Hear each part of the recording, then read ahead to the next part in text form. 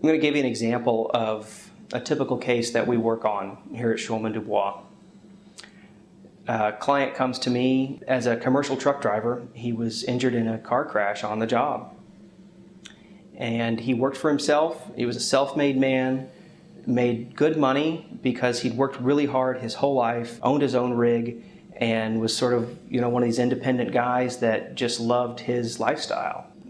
When he was injured in this car crash, he was in his rig, but because he worked for himself, there was no work comp insurance, and he'd committed the crime in this country of making enough money to live on and have the lifestyle of freedom that he wanted, but not enough money to afford health insurance as a self-employed guy. This guy was out of luck. He was hurt by somebody else, no fault of his own. In fact, he was parked when it happened. There's no way he was at fault. And the insurance company from the truck that hit him just delayed, and wouldn't pay his medical bills, wouldn't pay his wage loss.